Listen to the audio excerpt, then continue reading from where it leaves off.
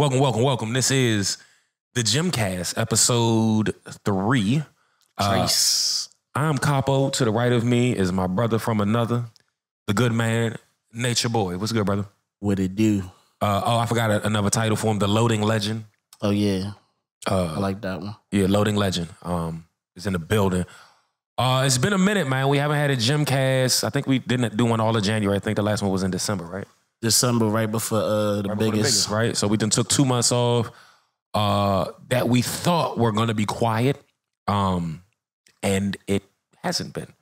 So we wanted to catch everybody up on what's been going, what's coming up, and everything in between, man. It's a lot to talk about.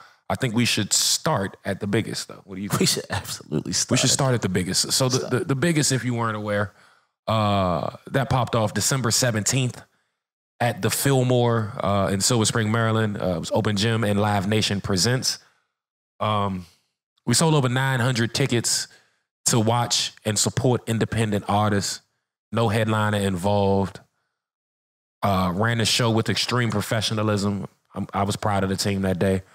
But I really want to hear from you, bro, because, you know, we talk a lot, but we don't often live in the moment just because we got so much going on. So, like, now that you got some hindsight on that date, let's talk about it, bro. Like, how do you feel? Man, I feel like mission accomplished. You know what I'm saying? We wanted to do it big. We called it the biggest, and I just feel like, yeah, that was at that time, that was the biggest open gym ever. It was a great night, man. It was just, I was happy for a lot of artists that really stepped up to the plate, really knew what the moment was about, and really gave it their all. You know what I'm saying? It was a situation where, like, to get signed up, you had to get a ticket. You had to show a commitment. You know what I'm saying? So you had to get a ticket first. Then, you know, you could get your ticket, text it to us, and then your name was in there. You were in the lottery, per se. And this is one of the things. Drawing. Yeah, the drawing. But once you texted that, we asked you if you wanted the opportunity to basically get your name in the drawing for more chances for you to get on stage. And instead of asking you to buy more tickets yourself, we said get your following, get your fan base, get the people that the people you feel like you come could to your show. Yeah, exactly. Go to them, have them get a ticket, because the idea is for people to come enjoy the whole event. You know what I'm saying? I feel like Open Gym has more to offer than just a stage for you to get on. I feel like it's an environment where you could grow in with different people and grow yourself on all spectrums, not just on the stage, not just musically, but like socially, spiritually. There's a lot of different types of currency in the room to help your growth. And, you know, we wanted people to be able to reach out to people and tell them that. So whether you reached out to people and told them, hey, I want you to come to my show, I get more of a chance to perform on stage if you come, and that was enough, or it's like, hey, Open Gym is dope. I've been going. I'd really like you to come out and experience it. If you do decide to come, grab a ticket, text this number with your confirmation, and it puts my name in there for a chance for me to perform. We had lock-in numbers. Those numbers were 30 and 50. Out of 1,200 people, if you can bring 30 people to come watch you, you deserve a guaranteed spot on stage. You know what I'm saying? If you brought 50 people out, you deserve longer on stage. There's 50 people here that want to see that. Right. So you should definitely get enough time to do a couple songs on stage at open mic. So that's how we did it. That's how we set it up. It went well. People really bought into it. And it was just great all around. Like, aside from us, the numbers of people that were there and us being at the Fillmore, even the employees, the security, the production team, the light man, the bartender, everybody enjoyed seeing independent music with that type of presentation. And y'all got to understand that we get presented in a lot of ways that are, you know, yeah, it just, it doesn't do anything for us to prosper. You know what I'm saying? And seeing independent music never heard before by people, artists that nobody knows about, seeing them in them type of spaces did a lot for just how people look at being an independent artist. And they had a show to kind of compare it to, because there was a show maybe a week before ours where it was only featuring up and coming artists. It was a competition. And a lot of them worked there too. So they had something to go off of, and they kept it a buck with me. They was like, when we saw it was another like independent artist situation, we weren't that happy about it. We were kind of all like dreading coming to work. Some of us even might have wanted to call off. But that's what we deal with. They said we glad we came. So, you know, I just want people to understand the magnitude of just that night. Aside from getting on stage under those great lights on that great sound system in front of your people looking like a star, we made a statement as a community that we deserve to be in these spaces. We deserve to get chances. And since then, we've gotten a couple more chances. Yeah, and I just want to harp on something, because it's something that I learned from you, that I think I know I personally exhibited that night. I know you did it, but I think more and more of the people around us and the team is starting to understand it. And so it's really important for me when we walk in the venue before the doors open, before the show is started, before sound check even happens, before there's a peep of noise in here. Every person I see in here, I'm going to say hello. I'm going to introduce myself. I'm going to ask what they do. I'm going to tell them what I do. And just let's get that first barrier to us working together out of there, right? Because most teams you see, you go to work every day with the same people. And so you know how Charlie going to be and how Jerry going to be and how Keisha going to be. We walk in with a team of people we know, and then we have to work well with a team of people we don't. Every time. And so anything we can do to break down that barrier is important. And that was something that as a youngin', as a promoter, I didn't necessarily take to, right? I felt like I paid whatever it cost to get the building. Y'all work for me now, do what I'm asking you to do. Mm-hmm. And they will, but there's a difference in that humility. Right. It's working for you because I'm getting paid to be here tonight, and there's working for you because I want your night to go well. Because I'm enjoying. I enjoy your frequency. I enjoyed your attitude. And now I want to do the best job I can, because we know it's levels at work. You can come in there and get enough done and not get fired, or you can come in there and do your work to the highest of your ability. And that's what we get from people when we step out into these spaces, because of the way we behave, you know, and the way we interact with people. So that night was just huge on a lot of different spaces. Like, it definitely, coming out of the pandemic, you know, before the pandemic, I worked with Live Nation a lot. Like, over 25, 30 shows with them. For sure. You know, that might be like, you might be short myself. But pandemic hit, before the biggest open gym ever, maybe 2 shows, you know, all last minute and all a year from the biggest open gym. So since then, we've done Division, Bone Thugs, GZA. GZA wasn't Live Nation, but we've been in. And if we count yesterday, what happened yesterday? 1,000 Pounds. Oh, 1,000 Pounds. Yeah, so like, since then, we've had more opportunities. And then I know y'all just saw, well, if you did see, we're going to be a part of our first festival as Open Gym USA. That's huge. You know what I'm saying? And it definitely comes from all the work we've been able to show. Like, working with our organization is not only advantageous for the parties involved, for them, because we're gonna bring appeal, we're gonna bring engagement, and we're gonna come kill the stage. It is what it is. Yes, I want to add one other thing. Yeah, we actually come with systems and technology, and I think that's a relief for a lot of these bigger entities when we enter once they see, oh, it's digital, it's this, it's that, like some of our back end stuff that like we don't have to like promote here, but some of our systems internally also make it so that it's easy for venues that are used to one person, 2,000 people sell it out situations. Mm-hmm.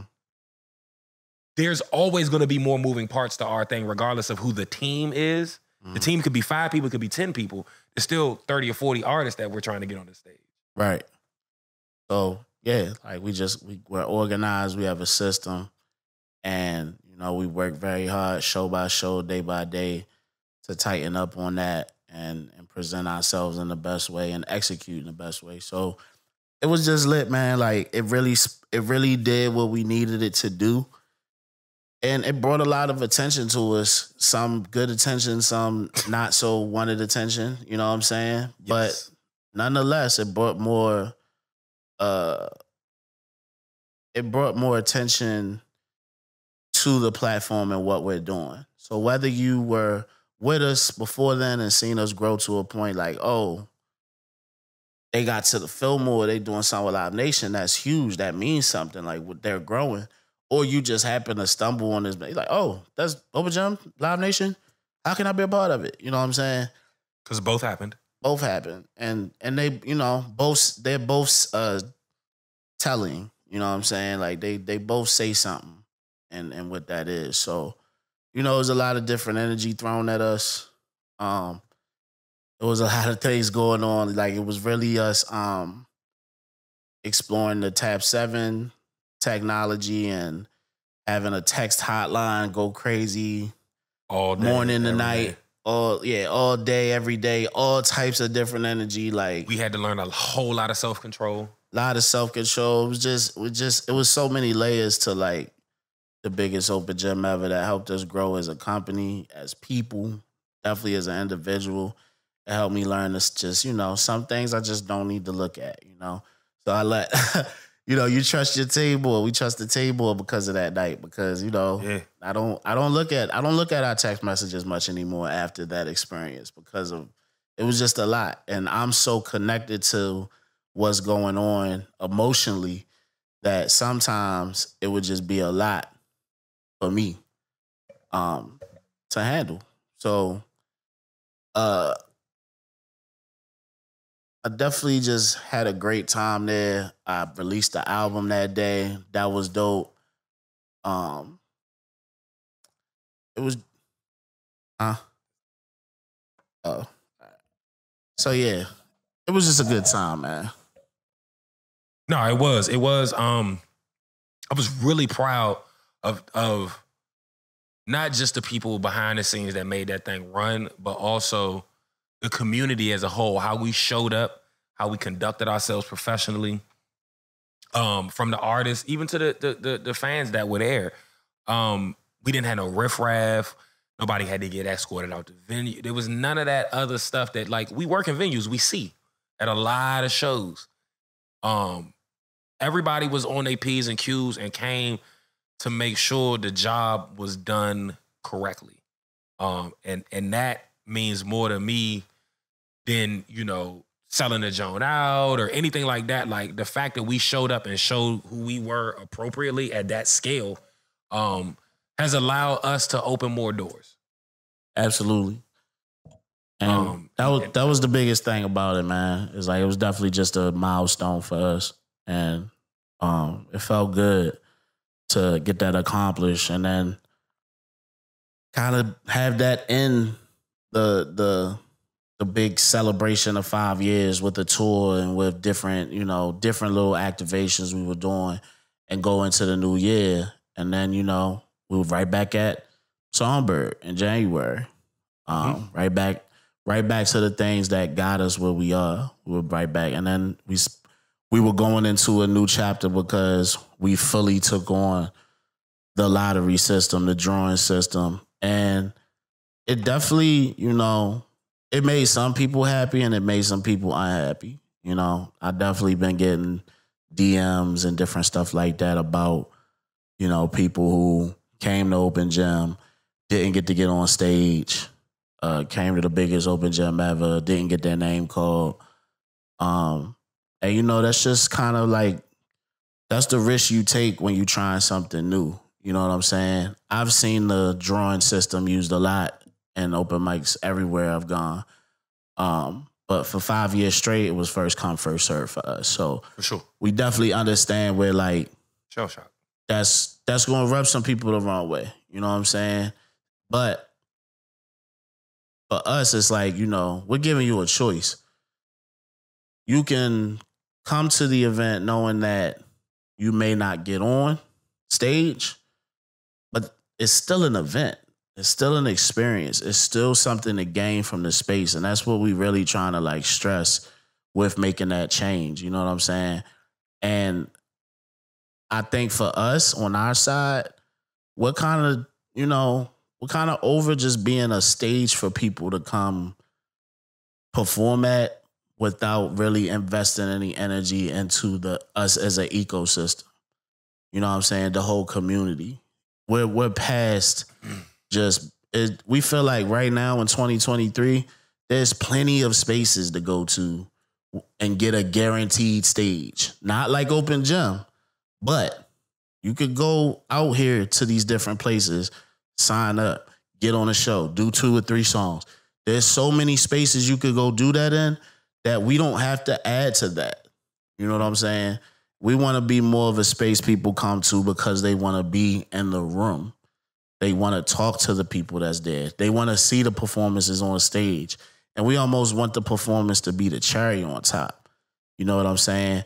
Because there's way more to this than just performing well. Are you an asshole? You know what I'm saying? That's such a big thing to me. Like, I don't like assholes. Yeah, I don't like assholes. You know what I'm saying? And some people might argue I'm an asshole. Cool. I was about to say, now that's funny coming from me. Yeah, it's subjective. You know what I'm saying? Some people like, yo, I don't like Nature, you're an asshole. That's fine. You know what I'm saying? Don't bother me. But like, you know, I don't want to work with people who don't care about the things that I do when it comes to this art. And I don't mind you being not there with me at first, because there's a lot of people like that rubbed me the wrong way when I first met them. And now I love them. You know what I'm saying? So it's not about that 1 or 2 times for sure. You know what I'm saying? And there's some people I loved when I first met them that I can't stand them now. I don't like them anymore. Yeah, it's definitely people that, like, you know what I'm saying? had to grow on me. But like, that's why it's important you come to the space. And now with these opportunities coming around, it's a little, you know, it's definitely not a situation where you're just going to hit us up and get on what you see. Like, I'm an artist myself, and I work hard for everything, bro. Like, I work very hard to get in the spaces, to work on the relationships. I worked hard at this relationship. I worked hard on my relationship with Live Nation. I've worked hard on me and my sister's relate. Like, I fully indulge. You invest in relationships in an era where relationships are disposable. I invest in relationships the most. Yeah. Relationships are the most important thing to me, other than what you can do for me. You know what I'm saying? And that's how I head this platform, because there's a team of us. But like, I'm really big on that. And I let people know, you know, there's a lot of times like I'm the one who check the DMs, and I get a lot of those DMs are like, hey, they shoot us the post. Saw this was coming up. How do I get to be a part of this? And like, to me, it's a little bit like obvious, right? The answers be right there. Right. We update our website every day. We post every day. And our posts are always informal for the most part. We rarely just post some content to post it, even though we try to get better at that. But like, most of the time, our posts are informing you of something. So for the people that are like, oh, I don't be on IG every day, cool. We got text messaging. And we have a site that gets updated, if not every day, every other day, for something. I would know. You know what I'm saying? So the fact of the matter is, there's more than enough opportunity for you to do the research, for you to go on the website and see what the schedule is. That's the question I get the most. When's the next open mic? Go to the website. Join the text group. Check the pinned post. We got pinned posts now on IG. The very thing you're DMing me on, you could go look yourself on this platform. The answer's there. So, but I'm gonna say this too, because I love what you're saying. I also want to say this: the people that are committed to the text messaging, the email, those other means of communication that have joined what we call the Gem Club, are gonna start getting the information sooner than the IG population. For those of you who trust these social media platforms to run your entire business, I commend you, but I cannot participate. And so we're going to make sure that our end of things is shored up as far as our connectivity with our community and our ability to serve the community what it needs and what it's looking for, right? And so we're going to give that opportunity to the people that are participating the most first. That just makes sense. It's like the algorithm. You know what I'm saying? It's really about this, right? Like, the people that engage with what we're doing and make it a thing to check the posts and check and see what's going on are the ones who we're going to feel the most comfortable with in these situations. See, because I invest in relationships so much, I don't feel comfortable. It's not that I'm a plug holder or like a gatekeeper or none of that. But like, your name is attached to that. But my name's attached to something. So like if my name's attached to somebody, no, I'm not just going to hand it over because they going to look at me like, yo, why would you just give this person my contact? Or why would you give this person access to me? You know what I'm saying? And that kills your name. So like, I'm very much like that when it comes to like, hey, we have an opening. We have, you know, we doing openers or whatever. We want Open Gym to open. And it comes time to like, well, who am I taking with me? I'm not just looking at the fact that you have fire music. Or the fact that you had somebody spam us. I'm not looking at none of that. I'm not, your numbers online. Most of the time when I get somebody to tag you in posts, it's so that we have so much engagement that we remember to go look at what's going on.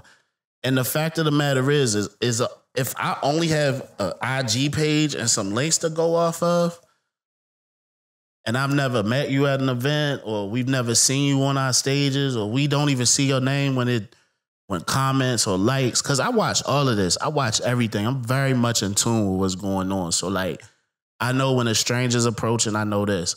And I'm not sitting up here saying that you got to come to every open gym or you got to like every post or you got to be a part of every. No, there's people who are very, sporadic? Yeah, sporadic. That's a good word. Sporadic with their engagement. It's cool. But like, I'm just saying, if I can't feel your presence and even a little bit, and you want to do something very heavy when it comes to what we're doing, I'm not going to be okay with that. Yo, it's never the sporadic cat that's asking for like, can I open the gym? The sporadic cat is asking, can I headline the Fillmore? Right. And it's like, bro. Right. Or sis, how could we do that? Right. And it's like, yo, like I'm supposed to just go off of an IG page. You know what I'm saying? And then, you know, I watch everything because I'm a people person. So I'm breaking everything down. I'm looking at if you even said hello. Whew. You're talking to me like you know me. Hey, bro. Hey, yo. Or whatever. So you feel comfortable enough to talk to me like you know me. You're not even greeting me. Mm-hmm. You know you're talking to, you've never talked to me before in your life. Yo, what's up? I'm trying to get on this.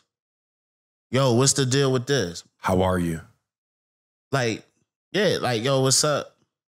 Let me acknowledge first what y'all doing, what y'all have done.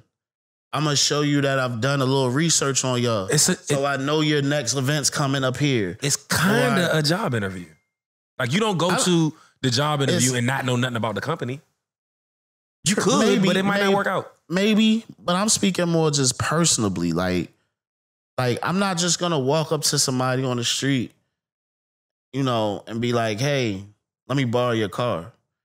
You know what I'm saying? Got it. Let me, you know what I'm saying? Like, let me borrow your car to go up the street. Yo, go get me a soda from in your house. That's the nigga that be like, can I make a phone call on your phone? Yeah. Because you got to hold my phone to do it. Right. So I don't know you like that. That's how it feels when you come up for an opportunity that we work very hard to get, for a position we work very hard to get. When you just think you can DM us for that, like just, oh, let me get that. It's not gonna happen. And I'm an artist. So I have so much grace for artists. I get it, yo. I really do get where y'all come from. A lot of it just come from being green when it come to etiquette.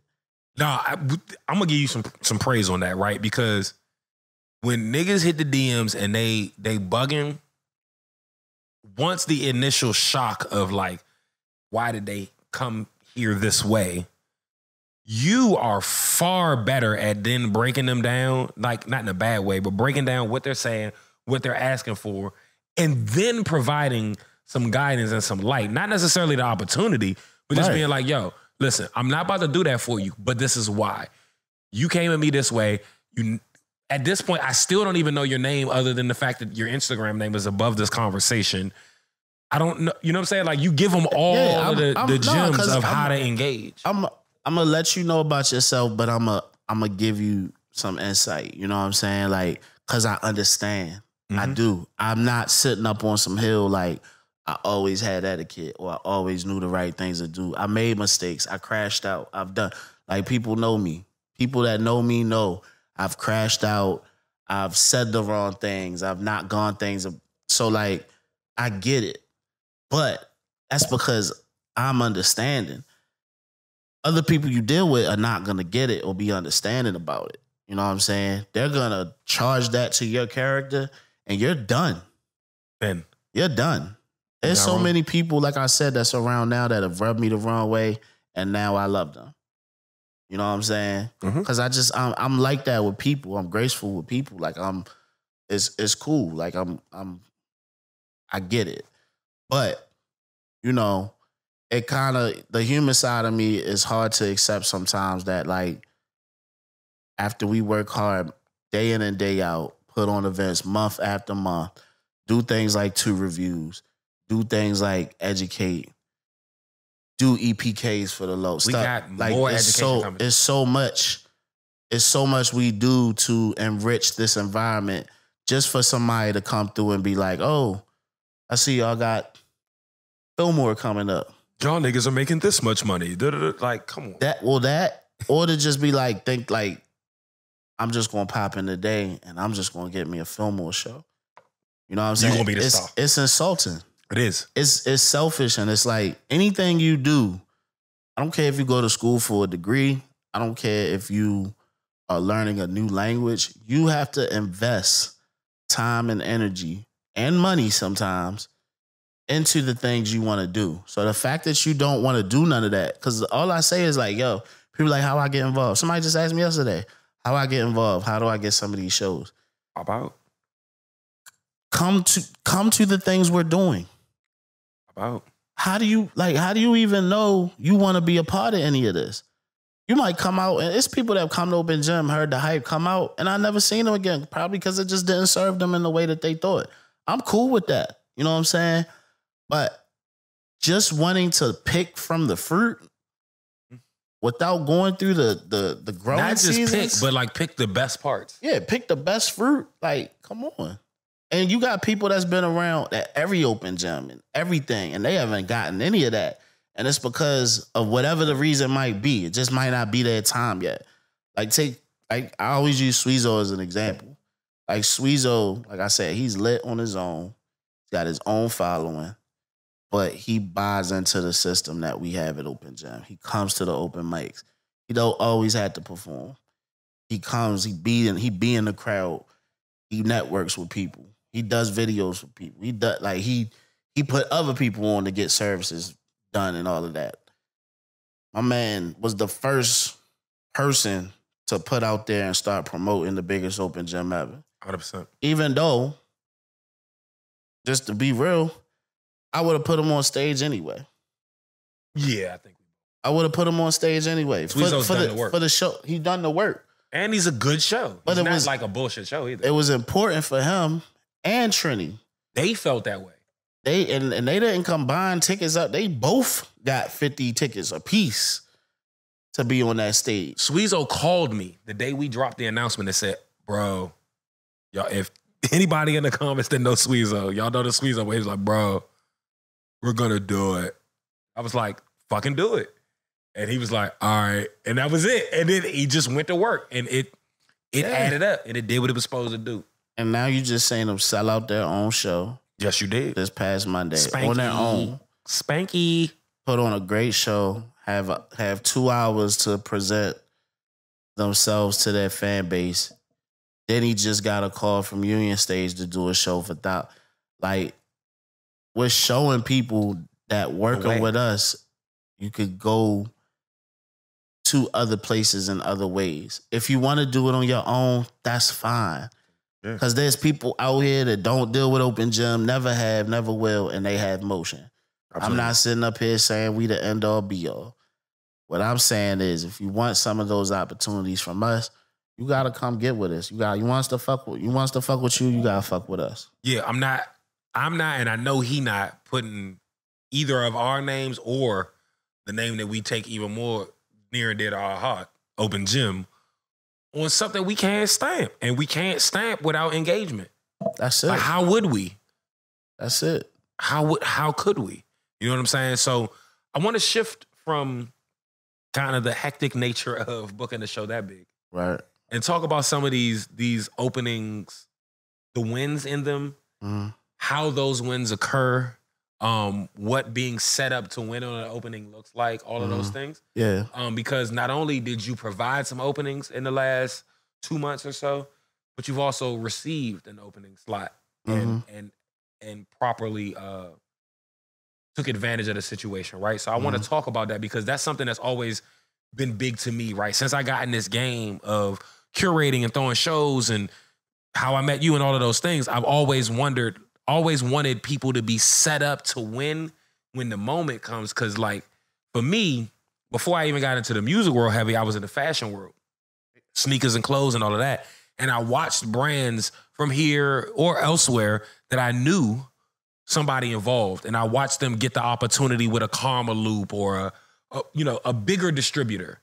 And they weren't always ready when that happened, right? And then I've seen brands that were, and then they're gone, right? So I think the getting an opening slot is very similar in that if you're set up to win at that scale, you will. But if you're not, it's gonna send you back to the drawing board, and that's the point where I see people either give up or floor it. Right. So I just want to hear that from your perspective because you're on not only the helping with like who should get this opportunity side of things when we get the call, but also you did it independently when you got the call for you to come out and open. Yeah. So the division situation, right? And this is just complete insight for people who don't know. I think it was a Friday. I got the call at 3 p.m. It was a little earlier than that. Okay, so maybe like 2 p.m. It was earlier in the day. It was definitely afternoon, but like not 5. It was like between 1 and 3 for sure. Because it was around 2 something. I remember. We become like I call you every day at 2 almost just to make sure nothing happened. Yeah. So I got a call saying that Division needed a DJ to open up. I've DJed a lot of gigs for Fillmore. So I got to call the DJ. They said they need an opener for like an hour. I was like, bet. So I could have just went and DJed. And went home. Got some bread, went home. You know what I'm saying? But I'm big on maximizing the situations, like you said.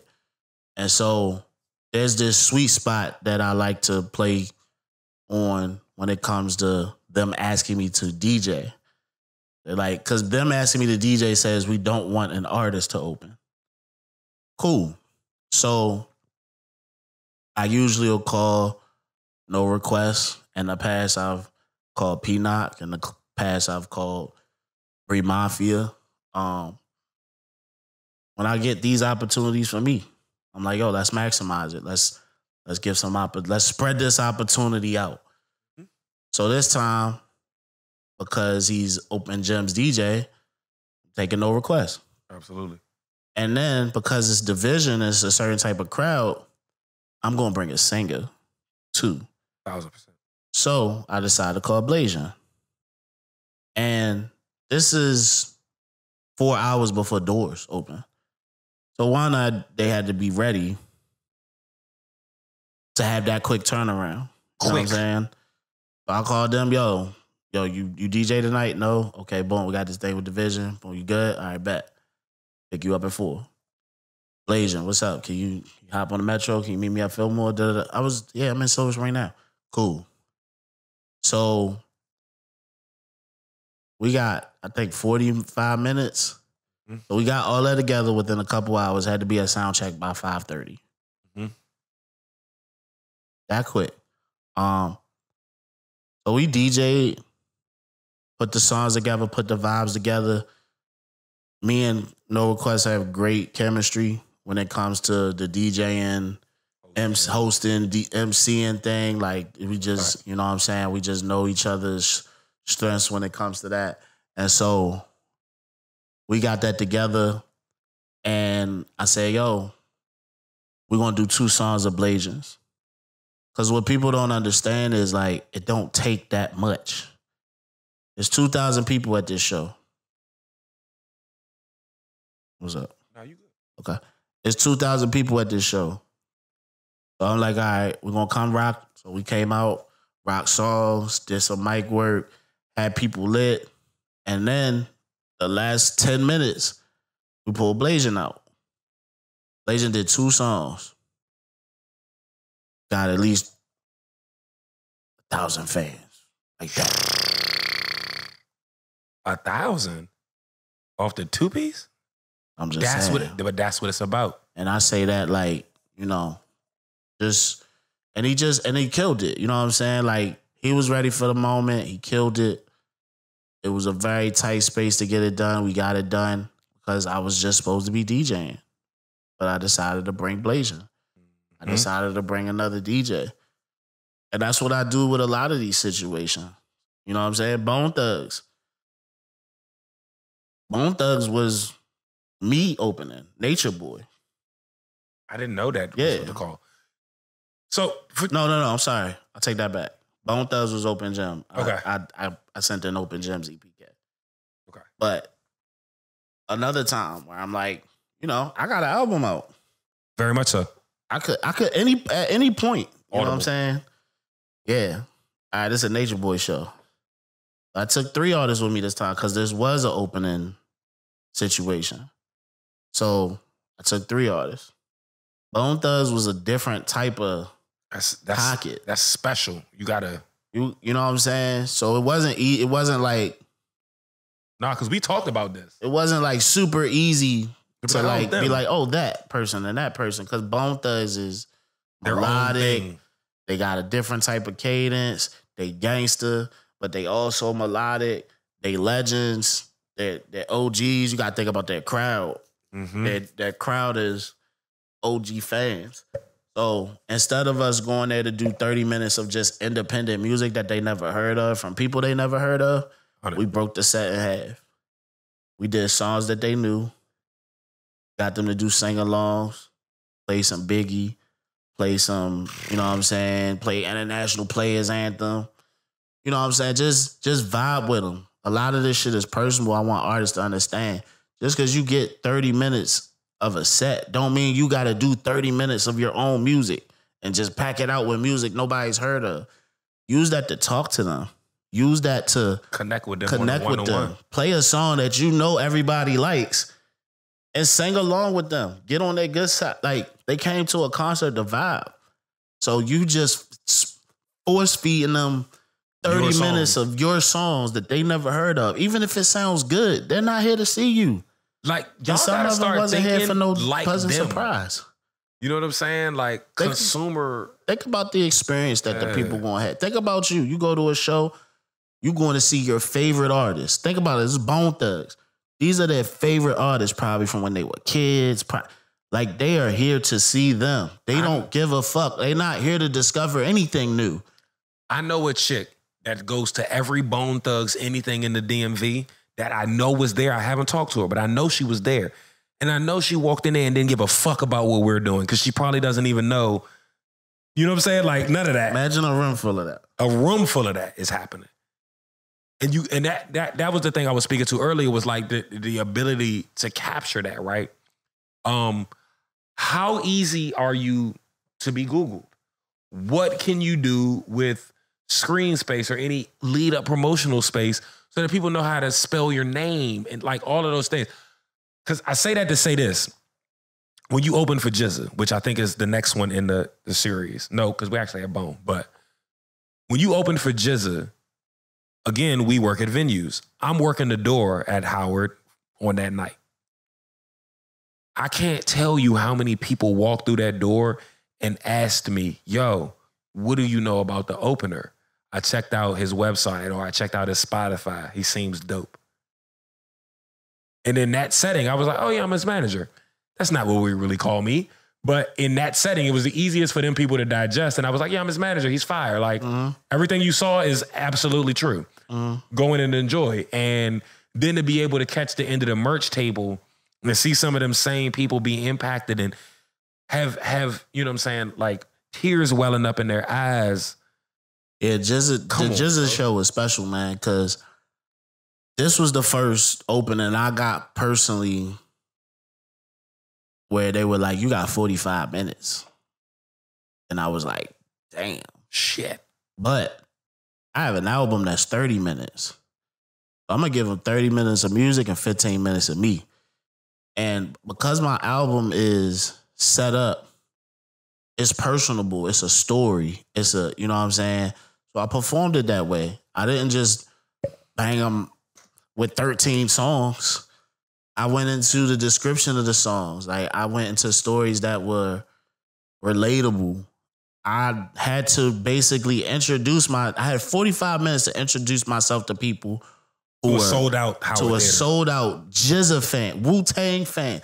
They were there to see Liquid Swords with a band. True hip hop fans. Like, they not here to see no new shit. They don't give a fuck about that. That's what y'all gotta understand. That's why I love this opener shit, because it's a true test to your, it's a song on the album, your showmanship. You know what I'm saying? So because like I like to, like, I know where I'm at performance wise. I'm very polished and seasoned when it comes to performing.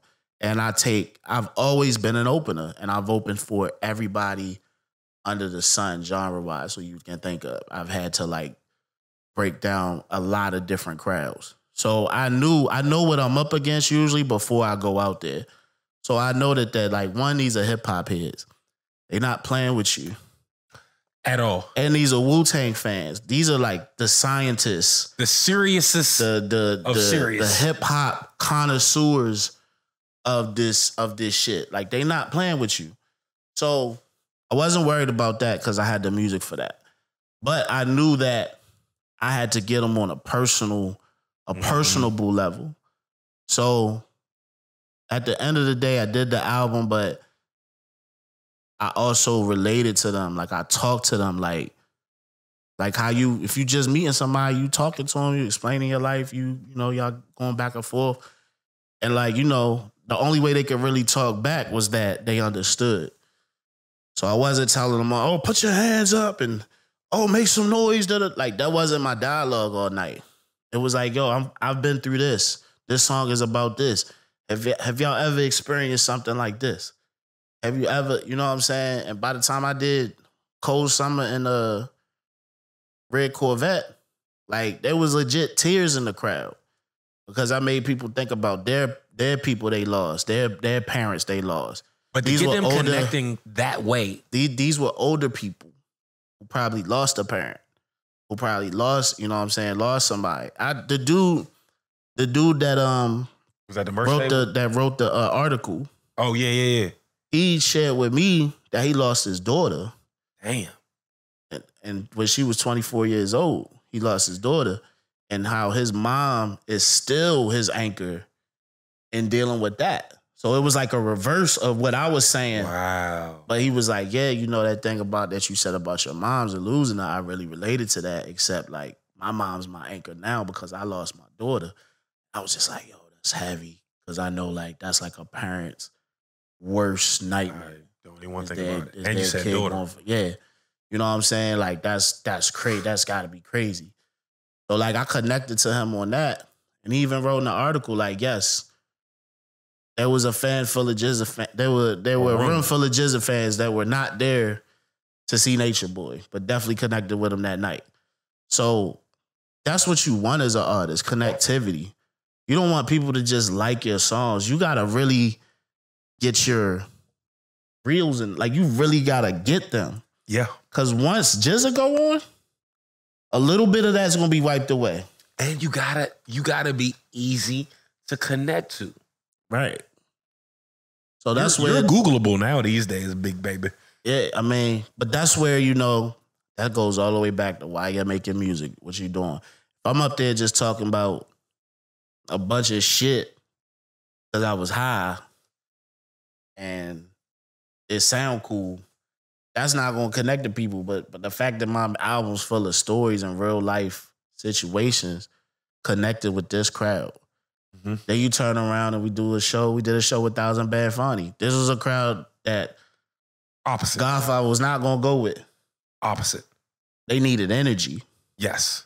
They came there for energy. They came there to rage. They came there for energy. So that's why you have a Sweezo in those type of rooms because Sweezo's actually saying things in his music. Yes. But he has the perfect energy combination of energy and substance. You know what I'm 100%. saying? 100%. And so, you know, that's all of the thought that goes into these openings. It's not just, oh, the music sounds good. They would sound like, I need to see you perform. I need to know that because when they call us, we don't have no chance to go in there and gamble and be like, oh, you know, maybe this dude's good or maybe this girl's good. Or no, we need to strike. Yes. So I'm going to go in there with the strikers. I'm sorry. Like, I don't, you know what I'm saying? Invite me to it. If you don't want to come to Open Gym, put me on the guest list for a show. Make sure I'm free so I can show up. Because other than that, you need to be in our space for me to see you and for me to feel comfortable. Other than that, I'm sorry. You know what I'm saying? What I will say too is energy, right? So we had the opening at the Fillmore twice, Bone Thugs and Division. Right, and then we had one at the Howard with Jizza, and then one at Union. Right, these are all different size venues. Right, so we got Union at 500 cap. We did a show in New York, and we did a show. We gonna get that's a whole nother conversation. We not okay. Don't disrespect that, like, boy. So we okay. Just so we understand capacity and pull through. Right. So the Union stage show that Sweezo opened for Thousand Band Funny. It's a 500-person venue.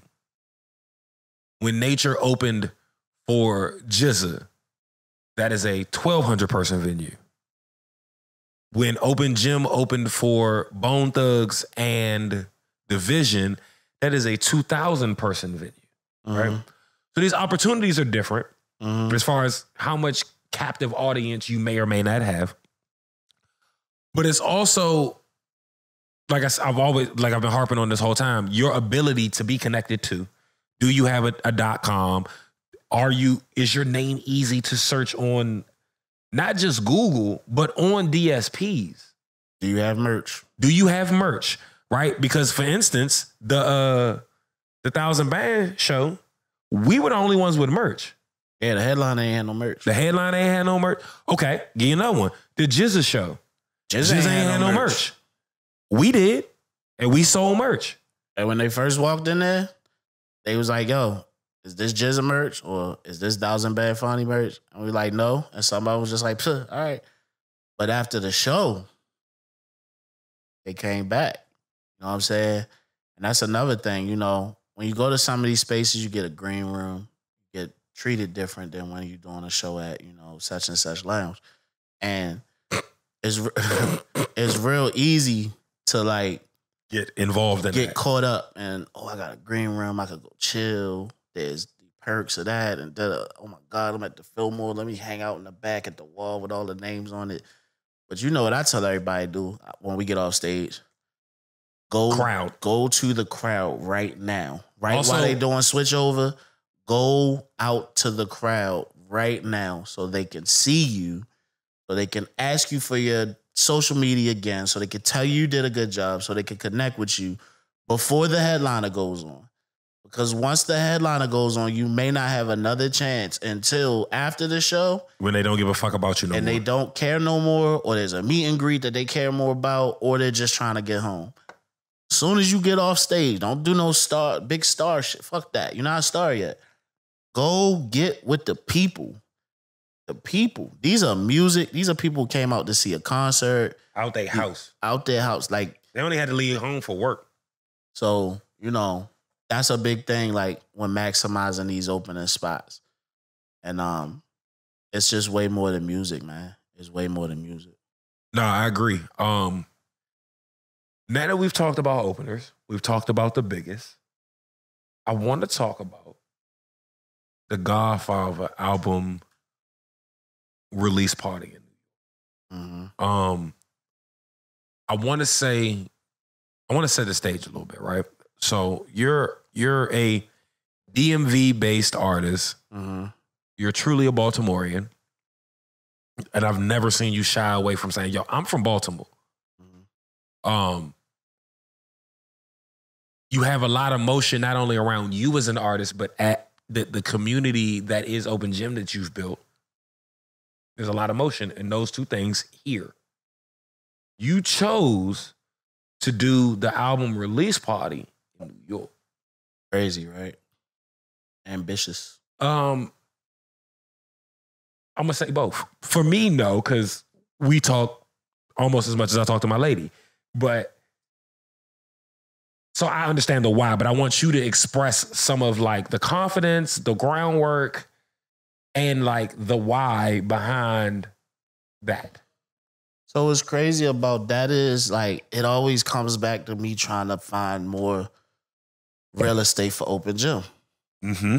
Because I went to this place, New Blue, because of one of our partners we work with, Gina Tarantino. And she told me about Producer Mondays up there. Right. So it's basically like, it's a jam session, but it's an open mic where you can, like, basically everything's made right on the spot on stage. It's ran by this guy, Ray Angry, who's a dope keyboard player, just dope musician, man. Grammy Award winning musician. He does this every Monday. So some of the dopest musicians are in the building. It's just like a great experience. And the first time I went, I didn't even hop on stage to do nothing. I was just like, I'm just enjoying this. Yeah, I'm enjoying just being in music. And yeah. You know what I'm saying? I'm always working and I'm always on stage. Like, I just want to enjoy this. Yeah. You know what I'm saying? So I wanted to get into that spot because I felt like it'd be a good spot for Open Gym. Because there's always people that frequent this place.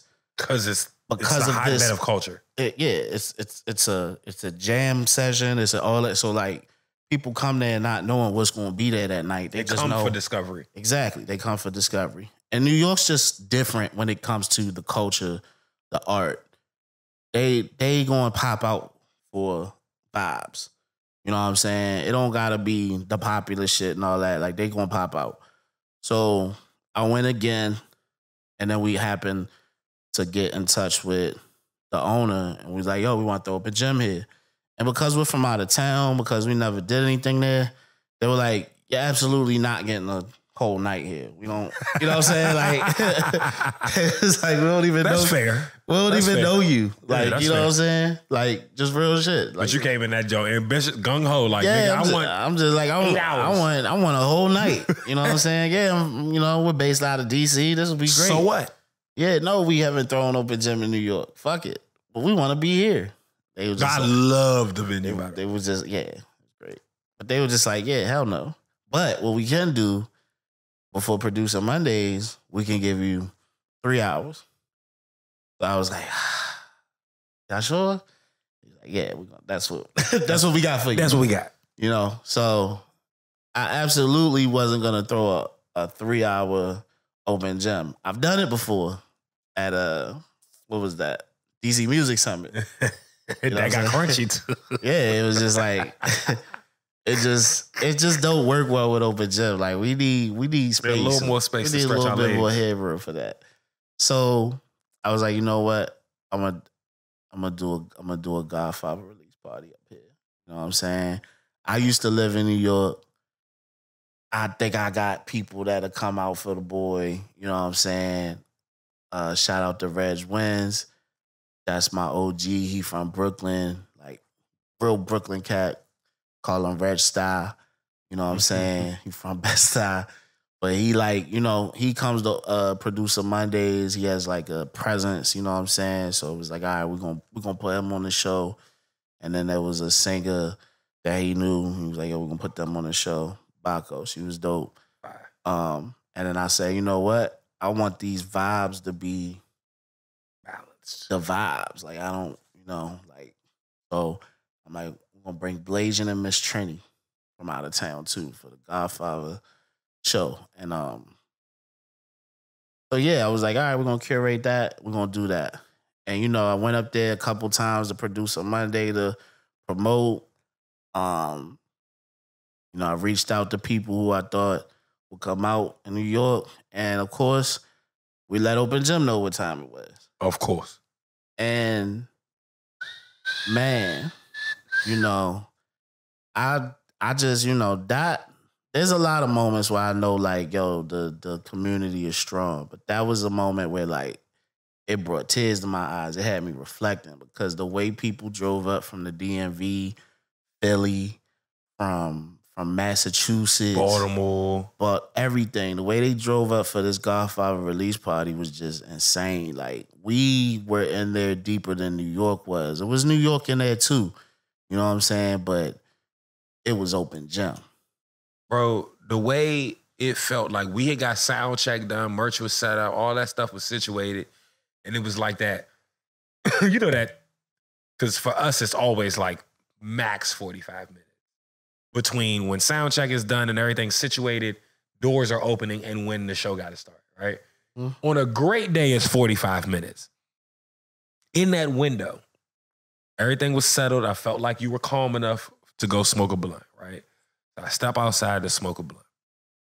At this point, we're like 10 minutes before doors or something like that into that lull space. You know that lull after doors, but before the show. And the block was magnificent. I just want to thank you for that. We got the venue mid-block. On the corner, we got a liquor store. Across from it on the corner, we got a bodega, a little bit of parking. Like, it was a great block, right? So I'm standing on the block, and I'm smoking my pre-show blunt, as I always do. And it was very hard to remember I was in New York City because after every puff, I was either greeting someone or getting greeted. And it just felt like I was at Songbird or some shit. Yeah, it felt like we was it felt like in home. DC. Like, I'm looking at him, I'm like, oh, TP, what's good? Oh, Slick Nerd, what it do? J Sav, like, I walked J Sav in the building with merch because I had our merch in my hands when I seen her coming down the block and her crew, and I just walked in with them in the merch. Like, that's very at home shit. So one, I want to say thank you to the community, right? Because y'all did show up and show out for a body of work that I'm proud of my brother for. And I gotta be 100, yo. Like, I worry sometimes. Not that nobody's gonna show up for me, but because like I spend so much time on Open Gym shit, when it's time for my shit, I be wondering how much it's gonna cut through. You know how much is gonna translate. Exactly. So like the fact that people came out for my release was super special. Like that was a moment that is gonna be special to me forever because we weren't on home turf. You know what I'm saying? No, if it's New York and if it's Baltimore, DC, and it's the Godfather release show, yeah, it's lit. I already know what I'm about to walk into. Right. But the fact that we was somewhere else and had that presence, and like people know what it is now. You know what I'm saying? Like when we walk in somewhere, people, I don't even gotta be there. When people walk in, they like, oh, that's Open Gym. that means so much to me because that means we're impressionable. Mm-hmm. You know what I'm saying? We're making an impression, and like, I'm not even here to put jerseys on nobody. I'm not even here to like be like, oh, you open gym, you this, you that, you belong to open gym. Like, I'm not even that guy, but it's just happening naturally, and it's a couple layers to it. You know, if you go to open gym, you probably gonna be one of the best performers in other spaces. 100%. You're gonna know how to work the room. 100%. You're gonna know, you probably gonna, your fit probably gonna be dope. Like, it's a lot of, you know what I'm saying? It's a lot of little stuff that's starting to come with that name, and I'm just like, I'm proud of that. You know what I'm saying? Bro, I ain't gonna lie. I knew it was different. I walked in a function like, I think it was last week. And I'm used to getting y'all open gym when we're standing next to each other as like 12 feet, 4 inches of man. You can't ignore all this person standing here, number one. Right. And then when you come over here, the thing you're absolutely going to say is open gym, right? Right. Because Nature Boi, the beacon of open gym, is standing here. Right. Right? So this was the first time that I had been out in a music space dolo in a while. Like, I was working at Howard, and I was just like, yo, I'm not ready to go home yet.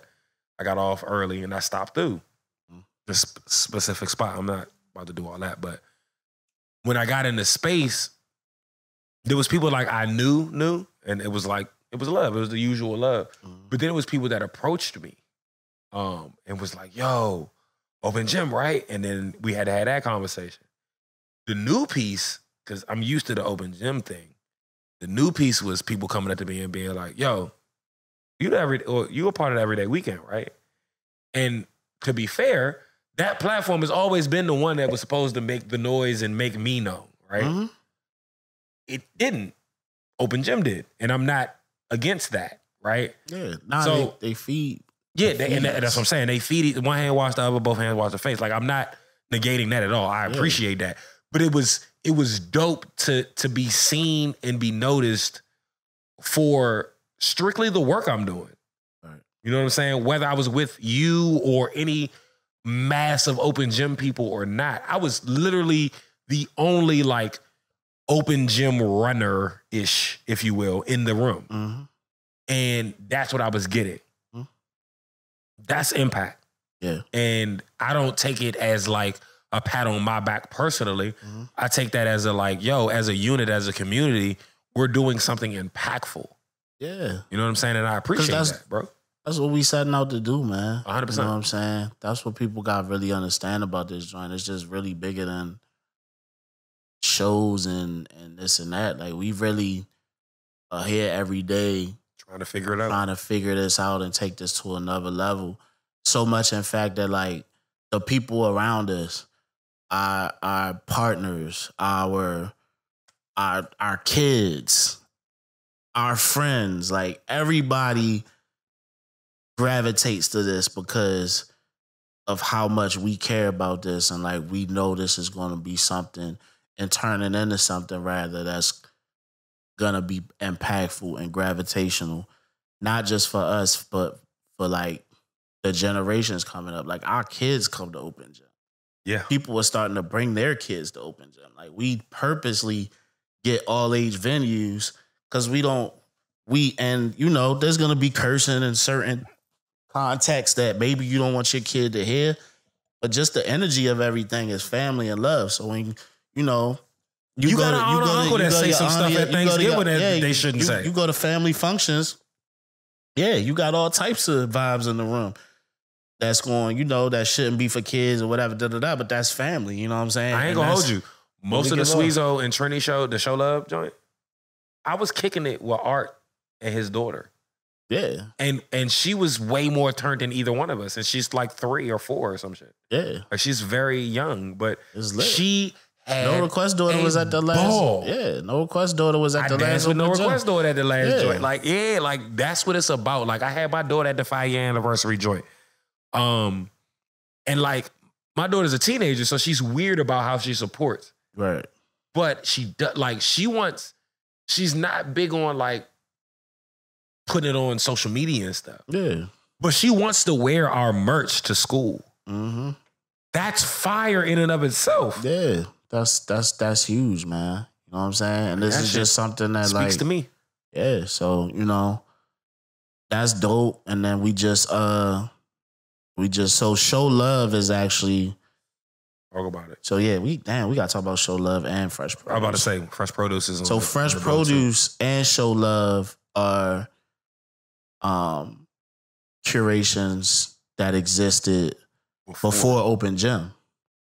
So Show Love we used to do on H Street at Vendetta, which is like 1212 Lounge or something now. I don't know what it is. H Street. It used to be Vendetta. It's now 12. No, it was 1212 and then it was something else. Yeah. But before it even got dead, it used to be at Flash. Right. Yeah, so it was at Flash, yeah, which is crazy because like showcases at Flash is like unheard of. But we did it there and we did Fresh Produce at both of these spaces as well. And we used to do Fresh Produce a little bit at Wicked Bloom. But they were just ones that like Open Gym wasn't what it was now. So it was like competing and dividing and Show Love at the time. We just weren't into like curating shows. We were fully on this open mic thing. So 2023, we brought back Fresh Produce. We did the first Fresh Produce in February. And we did it at Birdland Records. And it was lit, man. It was super lit. We had Tom Relaton. The first Fresh Produce almost made me tear up again. Yeah. Because like I remember the beginnings of this. You know what I'm saying? So like to see it that way in the right space, like and just an appreciation for it because like, Fresh Produce caters to the producer and the musicianship of music, where Open Gym caters to the performance and caters to the showmanship and the networking. And both cater to networking, but like producers aren't really known for coming out their house to stuff and being involved in things and being showcased like that. So like it really pulls a different group of people out the house. And when you throw free on top of that, because Fresh Produce is free, then you got a whole nother vibe because it's just nothing feeling like there's no barrier to entry. It's no barrier to entry. It's no barrier to chill. We actually got fresh produce. Like you can get beats and nutrients. Like we actually hydrate you. We got water and fruit there. Last joint we had some cookies show up. You know what I'm saying? And it's in a record store. You can shop for vinyl. You know what I'm saying? So it was just dope to add that to the mix because like, the vision I've always had with Open Gym is for us to like be a world in itself, to be, like I said, how Amazon started out with books and now Amazon's a whole situation. And that's how I see what we're building over here. And then we just started Show Love. We had our first Show Love concert series on Monday and it sold out. And it was with Trini and Sweezo. And it just made sense for it to be them because it's like, I knew that they were going to buy into the whole thing, the concept. And the concept for Show Love is obviously the name of the show, Show Love. Very simple. But like, we often get people hitting us up about, I want to do a set at Open Gym. When y'all going to curate a show? Whoop, whoop, whoop. And it's like, we'll get to that, but I don't really want to do showcases like that and stuff like that that really can't go past showcasing a couple artists. So I was like, we'll do 2 to 3 artists. We'll keep it at 2 if we can. It's a 70-person venue. You know what I'm saying? So it's intimate, but it's still enough to like be a lit show. It's still in a music venue. You know what I'm saying? Shout out to the Pocket. They have good equipment. They're live show ready. You know what I'm saying? So, Sweezo did a set. Then Sweezo and Trini did their new album they released that day. And then Trini introduced her new band, 1221. And it was just like, it was very, very lit. You know what I'm saying? Like, you missed it. It was crazy, bro. Like, it was just, there's a reason we didn't live stream. Yeah. It was just crazy, man. Cause one, the purpose of the show is to give your fans that experience to go more into your library.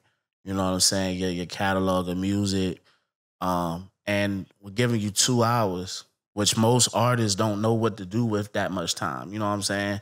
So we get, we're giving you 2 hours to curate your own night. You know what I'm saying? We just get the venue going. We do the promotion. We get your flyers made, stuff like that. And we give you the night to really curate an experience for your fans. And they did that well, very well. And merch the whole 9. And so, we got a month every 3rd Monday. We're going to be doing that. Pretty much every 1st or 2nd Wednesday, we're going to do fresh produce.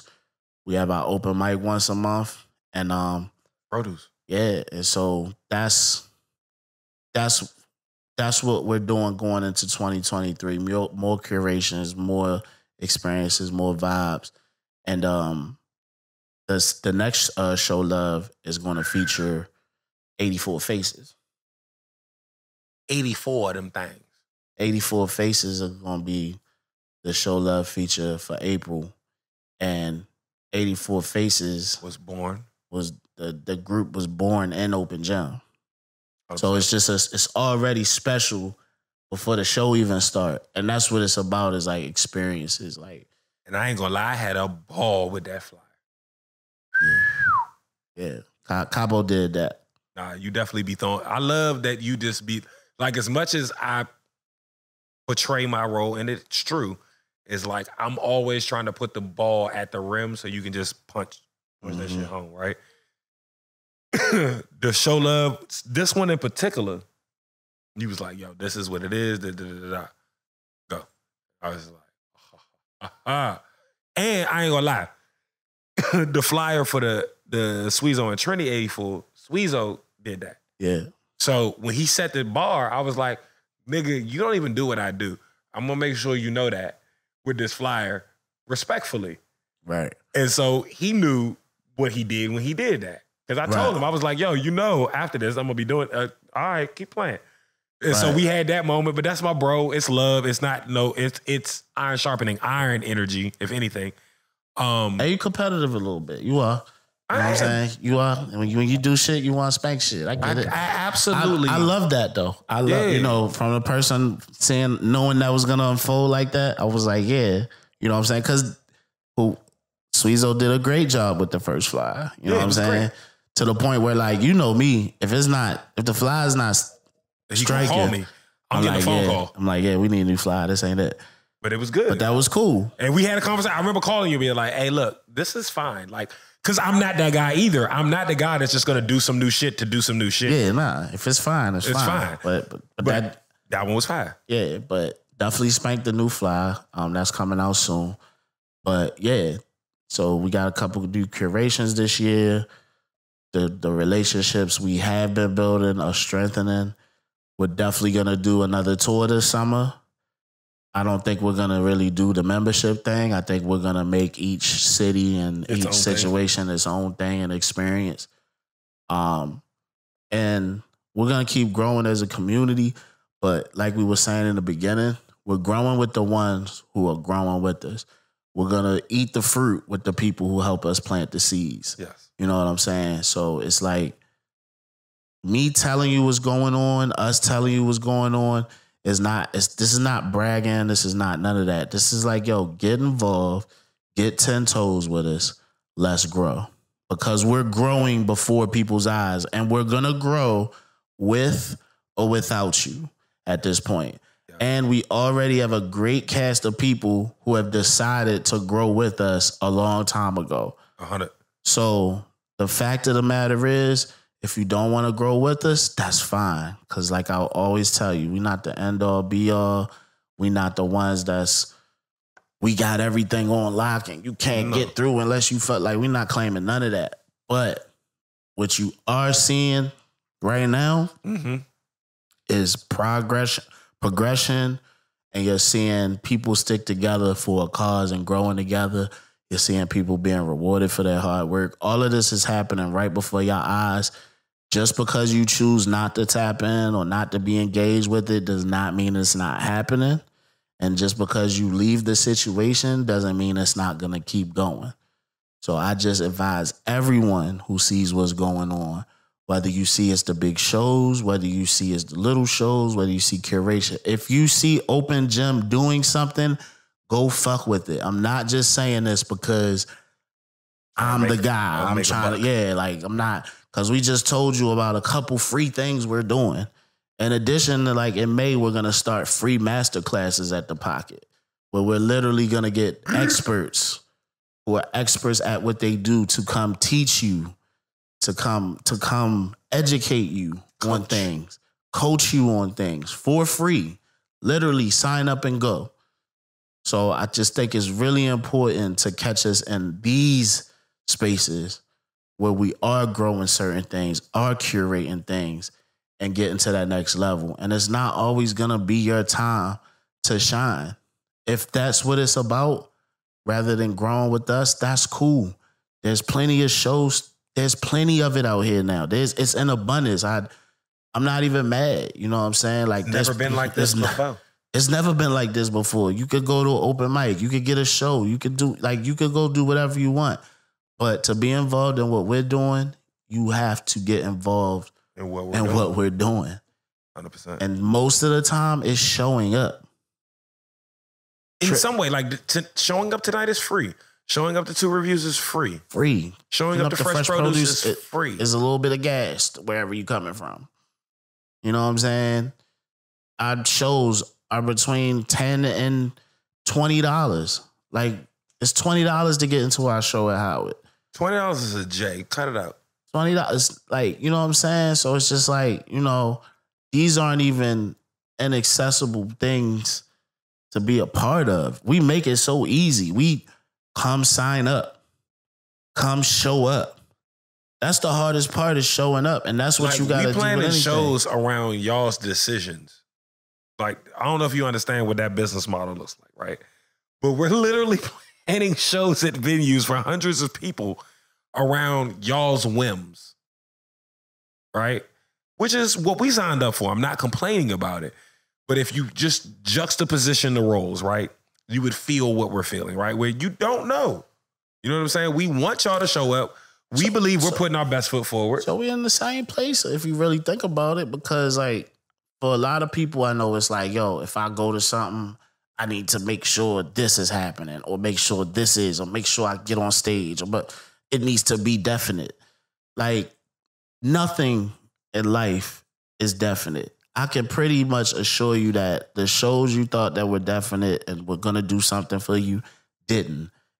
It did not. You know what I'm saying? I can assure you that. Yeah. You could have been a part of a whole lineup, got a flyer, you get 15 minutes, and I bet you can name a show that did nothing for you. Or you could come, sign up, get picked, get on stage, do one song, and leave out with 40 or 50 new people that bang with you, 100 people that bang with you now. People that's then going to go to your next situation.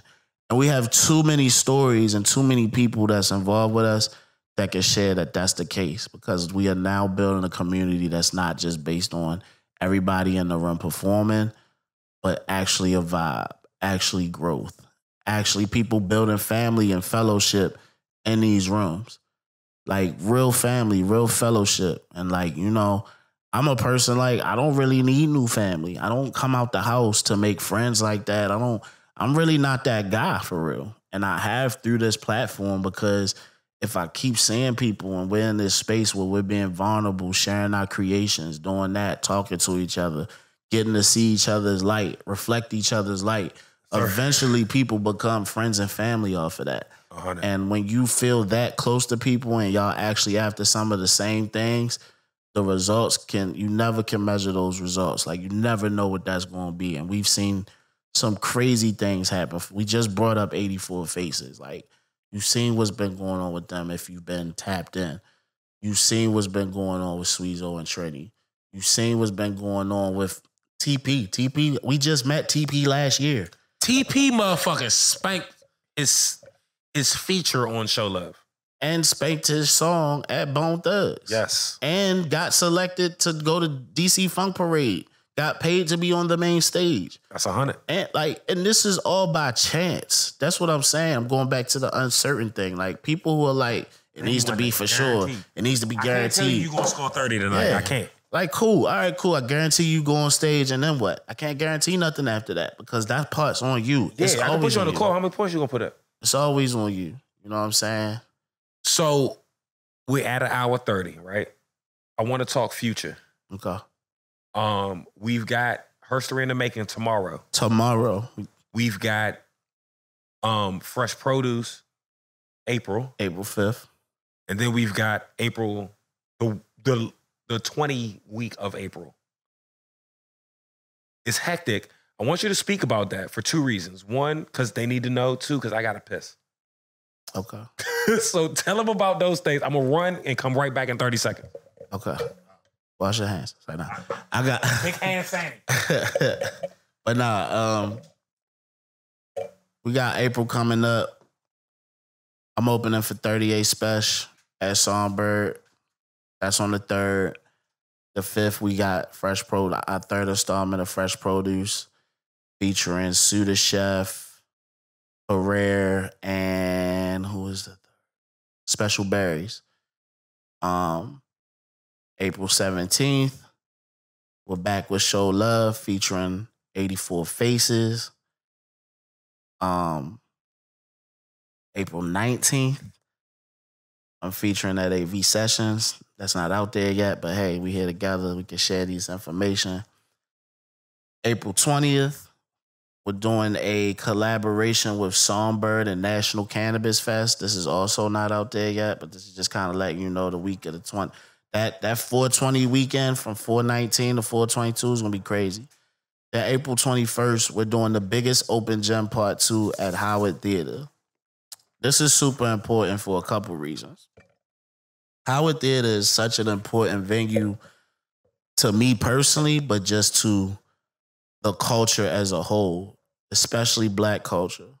It was the place that gave a lot of our favorite legends their first shot. Even before there was an Apollo, Showtime at the Apollo in Harlem, there was an open mic at Howard Theater in 1932. You know what I'm saying? So these put on, and from 1932 on, this put on some of your favorite artists. Black Broadway. Howard Theater is such an important staple when it comes to the culture. And for us to be able to throw open gym there is, to me, and I'm going to be honest with you, I hope they don't feel no way when I say this. I love Live Nation. But this is like more important to me than the Live Nation thing was, because this is my culture. You know what I'm saying? This is where things come from. This is where things are birthed. So to be there and doing this is super important to me and Open Gym. And also we are featuring a super dope artist. And I think right now, we 2 for 2. After tomorrow, we're going to be 3 for 3. But we bringing that shit to town. You know what I'm saying? Like, we bringing real... That's a fact. We bringing real spitters to town, real artists to town. Tomorrow, we would have brought a spoken word artist to town. I'm excited. Who's world renowned. I'm excited. You know what I'm saying? We had Berlin check in on the live interview earlier. Yeah, you know what I'm saying? Shout out to Keisha Plum. And then we bringing Shay Noor. Like, the lyricism that we bring into town... Y'all might not talk about it for another 5 to 10 years because we so early on a lot of this. These are these people's first headlining shows that have already been on world tours. But they never headlined. And we bringing them back. You know what I'm saying? And we bringing them to like DC, DMV, even Baltimore. It's all a show mecca. Every show, every tour has to touch our area. That's why That's why I be telling people, y'all need to go to more shows. Y'all need to understand really where you at when it comes to where you at. We are at a show tour mecca. You gotta come here. You have to come to DC. You have to come to the DMV when you do a tour. So, Shay Noor, look her up. If you don't know who she is, if you do know who she is, make sure you there because she's our headliner. She fat. Yep. And of course, we have the open mic. We're doing an open mic at Howard Theater. This is something that the ancestors are going to be super proud of. This is something that is historical in itself. And y'all going to see more and more as that unfolds, everything surrounding that. That's April, man. April's lit. And like I said, we doing a Wait. That's April, man. That's April alone, you know what I'm I don't saying? even feel like you said everything that I know about April, but I know we haven't announced everything. Nah, I said everything. You said the Wednesday, John. I said everything. They know. If you here tonight, you know about things we haven't even announced yet. Like I said, April 3rd, 38 special. You know what I'm saying? Songbird. Fresh Produce, April 5th. April 17th, Show Love at the Pocket. April 19th, Nature Boi with AV Sessions. April 20th, National Cannabis Fest Open Gym in Songbird.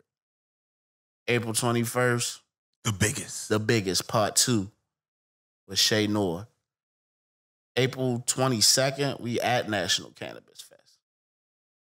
It's just a lot going on. It's a lot going on, man. It's special, man.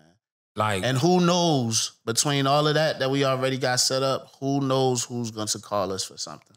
And it's important, again, that we really show up, right? Because every time we do, it opens a door. And then what do? We pass it. Pull people through the door with us. Bring it to the community, right? We're going to bring it to the community. We're going to bring it to the community, right? Because the thing that I think is really special about how we do things is we're not like, we come from crews that would get the opportunities and only put their artists on. Yeah, we watch it all the time, yo. Right? We watch it now, yo. Like, it's a lot of people. But we don't do that. It's a lot of people that get opportunities and they always doing it with their people and their friends. Nobody says nothing to them. Nobody cares. You know what I'm saying? Or they care, but they can't say nothing. But we always bring people through the door with us. You know what I'm saying? And we're going to continue to do that. We don't need no trophy for that. We don't need nothing. What we do need is for people to recognize that and play that motherfucking part. You know what I'm saying? And so that's April. You know what I'm saying? There's plenty of opportunities to tap in. And then we're not going to talk about May yet because May's... So that's the part where I be telling y'all, where I be like, yo, I really... When you see me at the event, if I'm ever disconnected, I know a lot of times at an event you don't get to talk to Nature because he's DJing or hosting or whatever. We're getting better at having him available for the people a bit. Tomorrow I'm gonna be outside. I'm gonna be chilling. Right. I'm not even doing that. That's a special one. But that's like a, you know what I'm saying? And in the Pantheon, that's like a 2-off. Like we've done that twice. Right. I'm working towards this. So what I want to say is like, if we ever seem like a little aloof or like not quite 100% there, I just want to give y'all what my Monday night looked like, right? So I arrived to the venue for Show Love, right? I'm in a good mood because I'm happy to have brought Show Love back this way and with these people. I love Sweezo and Trini. I'm excited. The kids were there. I'm in a great mood. At some point in the night, Nature and I communicated that there were two things happening. There was an article written about your performance at the Jizza show, and we had just gotten the Summer Days Festival. Right? Now, I had an option. I could have been like, okay, well, that can wait till tomorrow. You know, we're having fun tonight. It's a great show. We want to celebrate. Nigga, I went right to the green room and got that shit popped. There are no options. Say no. Nah, it's not. So I went and got that shit done because I know tomorrow could be what it could be. We could get a call to open for blah, blah, blah, blah, blah, blah, blah, blah, blah. And I got to cook something up in 15 minutes at 2 o'clock. You know what I'm saying? So being able to not only enjoy that show, but being able to get that work done during the show, see you enjoy the show, see Sweezo and Trini enjoy putting on the show and reap the love that they deserve. Like, all of that's not lost on me. And it was special because that's not what Show Love looked like a long time ago. That's not what Fresh Produce, that's not what, none of these things looked like that a while ago. Am I tripping? Yeah. Show Love always looked like that? Show Love was lit. Show Love was lit, but I feel like we always had a few more acts than 2 on Show Love. Well, yeah, that. But it was always a fire. The vibes is always there. Like, I'm not about to take away nothing from. And that wasn't my intent. My intent was explaining the sometimes disconnect when you talk to us during the show because we like 3 months ahead. But I think, we're getting better at it. I think people, it is what it is. You know what I'm saying? Like, I don't think they're ever going to get used to it. And I don't think we're ever going to really change that because there's always something to do. There's always something new. And in my plans, this is only going to get bigger and it's only going to be more work and it's only going to be more locking in that needs to be done. And like me, I'm fully prepared and fully waiting for those days to happen. Like I enjoy the fact that like it's motion because I always will bring up it wasn't 2020 where my world stopped. 100%. You know what I'm saying? Like that, I thought life is how I knew it and events and being outside and being able to have, thought it was over. You know what I'm saying? So this time around, because now that I've experienced that, it's no telling when that could happen again. You know what I'm saying? So like this time I'm not letting nothing go. You know what I'm saying? And that's really what got me on the point where I'm like, okay, we dropping 50 every day. You know what I'm saying? 50 points every game. That's what I wanted to bring up. You know what I'm saying? 50 points every game. Like So 50 has become our new top of the top. Like, so last year we would start the day and one of us would be like top and then the other one would be like top of the top and then we'd get to whatever the day was. Now we kind of start each other's day with announcements almost where it's like, yo, this is going on. Dropping 50. But it started at the Jizza show. So the day that the Jizza show was, we got the information that we were doing the Jizza show. Just so y'all know what my experience be like as the non-performing artist, if you will. I do the booking, so like it gotta come through me and Sasha. Like we do all the booking. We know what we working on, but until it goes through, don't nobody. I don't do like, hey, this is happening every day, and this could happen. Like we just work on it every day, and then when it happens, it's like, yo, it's game time. Right. So when I got the call for the Jizza show, right, I remember this vividly because of how the conversation went. We had just got the division joint a few days prior. And then you hit me on the phone and was like, yo, no, you didn't even hit me. You text me. And I was in here running Loso's photo shoot, making sure he was straight. And I didn't see it. And then you walked in the studio. I walked in and y'all was rapping. Yeah, and we was talking and shit. And he walks in and he's just like, yo, you seen your phone? And I'm like, nah. He was like, 50, nigga. And I was like, all right, I'm not sure what's going on. Are you opening for 50 Cent? And he was like, no, I'm opening for Jizza. And I was like, oh shit. And then it was like, all right, game time. Fuck what Loso's got going on. Sorry, bro. I got to get to this. And then it was like, we need a graphic. Luckily, we had a graphic on Tuck, so we just had to tweak a couple things. But like that, like stay ready so you don't got to get ready thing is big. Like have your show tracks ready. Have your EPK ready. Like don't have a bunch of ducks that you got to get in a row when the call comes because you won't have time. We didn't have time to waste. We had to have a graphic ready. We had to have a graphic for the screen. We had to have a bunch of stuff ready real quick to not only be prepared, but show we were prepared for opening for a legend. And so, like, I don't even say that to pat either of us on the back. I say that as wisdom. So, like, y'all understand, like, yo, you have to be ready. And always do things at a high level, right? So whether we're doing open gym, open mics, or we have to open for a legend, we have a system in place. That's a fact. We know that this has to be done visually. We know that then the link has to go on the, like there's a lot of time that doesn't have to be wasted on talking about what we have to do. It's now repetition. It's now a muscle memory. And you have to handle everything you do on a certain level so that you don't have to like level up for the situation. Yeah. The same thing we got to do to open up for a legend, the same thing we got to do for a festival, the same thing we got to do for a free event at a record store. goes through the same type of system. Like, I know what it looks like. Like, he's going to send me either, like, if it's open, he's going to send me the tour flyer. He's going to send me it's tomorrow or tonight or whatever. Like, and that's about it. And the rest, I got to go cook. Whether it's the description that goes on the site, whatever it is, we make it happen expeditiously. But it's not a lot of dialogue at this point on those things, because I know what he needs to do. He knows what I need to do. And we communicate enough to set each other up to win. And then we go play the game. And that's important, that trust level. Right. And that commitment. So these people that, you know, these artists that want people to do things for them, and you want management, and you want this and you want that. You like, all I need is this and all I need is that. You have to give people things to work with. You know what I'm saying?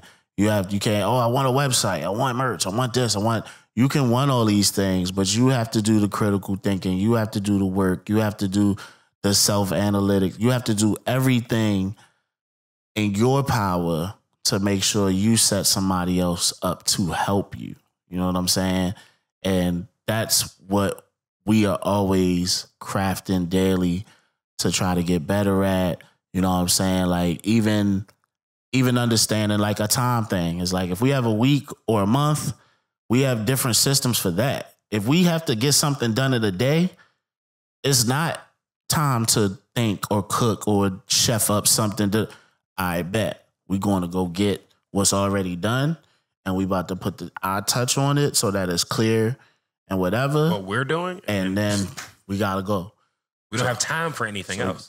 And that's just practicing at game speed. Like, that's, if you play sports, you know what that means.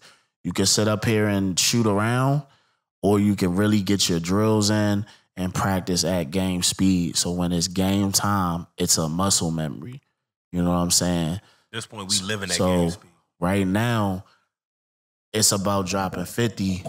That's the mindset. It's like high percentage, high scoring, high, like all of that, because I'm not trying to get myself together for what's going on now. What's going on now, I've been ready for. It's what's to come.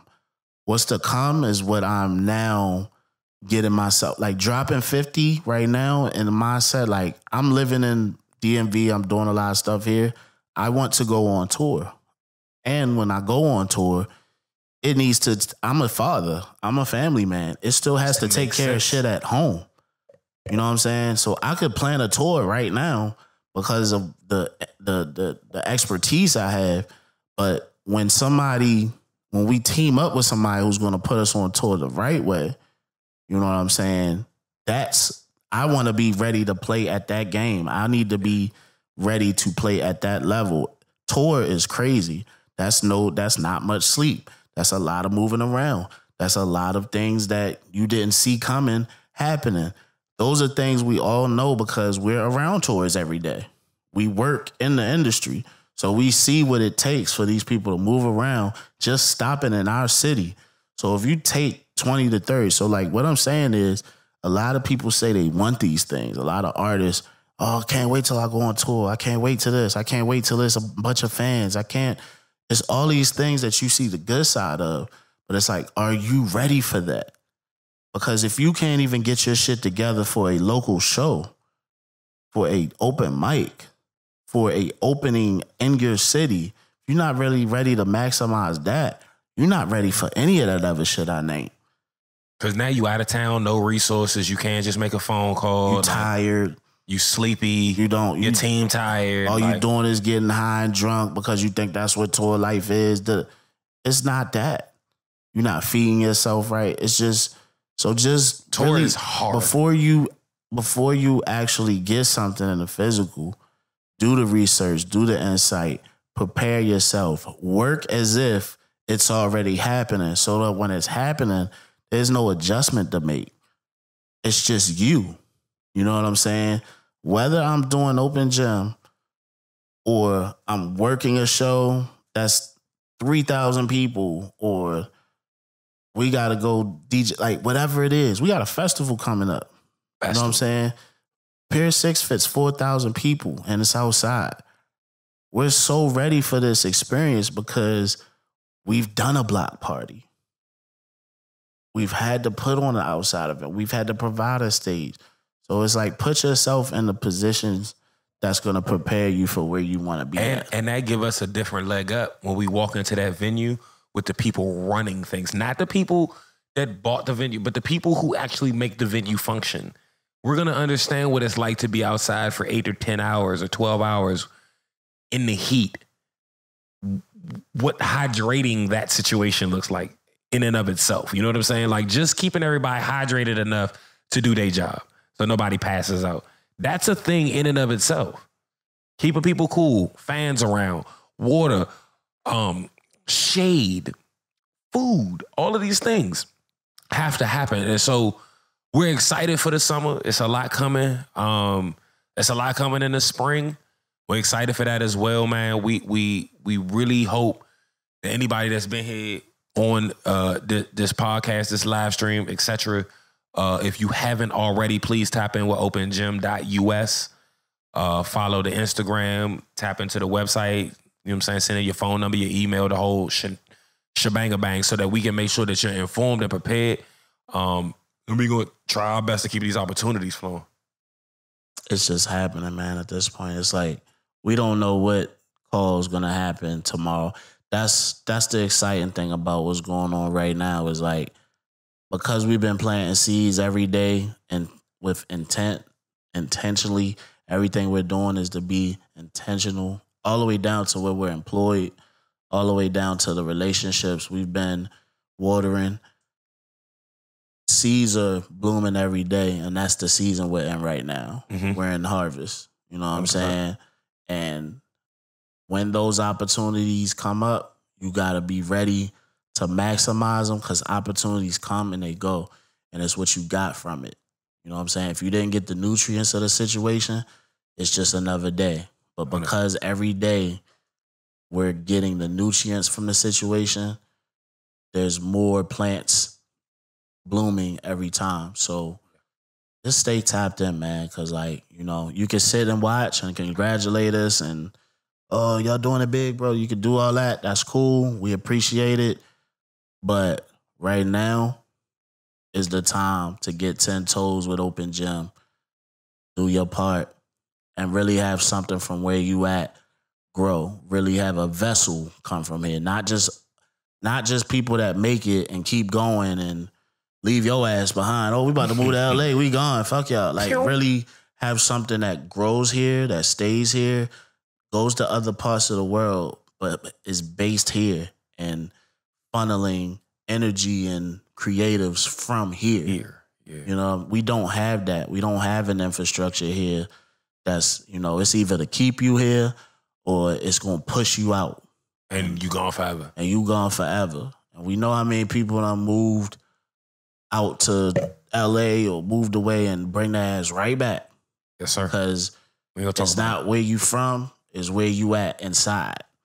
You know what I'm saying? It's not where you going, or you can't move somewhere and it all change who you are. If you're a fucking lazy bum here, you're gonna be a lazy bum somewhere else. 100.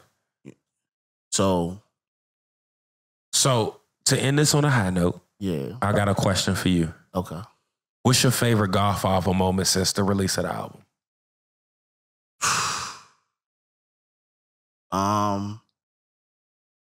It could be you and your son. It doesn't have to be visible. It's a lot, man. I'll say the top 3. Okay. Definitely the release and just the love that Open Gym showed with the release. In New York. Okay. New Blue. Shout out to New Blue. Yep. The Jizza show. There was a kid in the front with his dad watching the show. And first of all, you know, no disrespect, because there are a lot. First of all, I was like, yo, Jizza got so many different types of fans. It was all over the place that night. It was white, black, Asian, everybody. Like, everybody was in there. Worldwide shit, right? So that was dope. That was fire. That was dope to be in that space. the dope thing was it was this kid with his father in the front row. And this kid had to be like 9 years old, something like that. 10. And he's in there for Jizza. And he's singing, like he's in there for Jizza. Like he got the Wu-Tang shirt. Like he likes Wu-Tang. He knows the words. He knows it. So I performed and I got off stage and I like what I tell you I do. I go straight to the crowd. So I went through the guardrail. I went in front of the guardrail and talked to everybody in the front because that's who I seen the most and was gauging the reactions off of. You know what I'm saying? What's up to all them? They showing love. You know what I'm saying? Then I get to him and his dad. And the kid was just like, yo, you were so fire. Oh, my God. Like, can I take a picture with you? I'm like, hell yeah. Like, you know what I'm saying? So I just was like, damn, this kid to see Wu-Tang and what's up? Da-da-da-da. That's dope. Like, you a dope-ass kid. You know Wu-Tang. That's hard. And you here with your father. That's special. So then him and his dad came to the merch table and they got 2 crew necks. You know what I'm saying? And he immediately took the jersey he had on or something and put the crew neck on, like immediately. And then he was like, yo, can I get another picture with you with the merch on? And I'm like, hell yeah. You know what I'm saying? And then the kind of thing that, because this is like a 3-part moment with him. So he found me on Instagram and he wrote, and I don't know if I'm saying it verbatim, but he was like, thank you, Nature Boi. You made my whole week discovering your music. He was like, you're going to be Jizza one day. Yeah, I remember that part. And I was just like, oh, tears. Yeah. You know what I'm saying? Because it was just That's like, heavy. It's like, I don't care if that was the only person, which wasn't the case. Right. But I don't care if that was the only person I connected. impacted. Like, I impacted the youth at a Legend show. And he's in those young years where I remember being 9 and 10. And that music's still with me. Yeah, you know what I'm saying? So, like, that was probably number 1. All right. 2 was New York. 2 was New York. Free ball.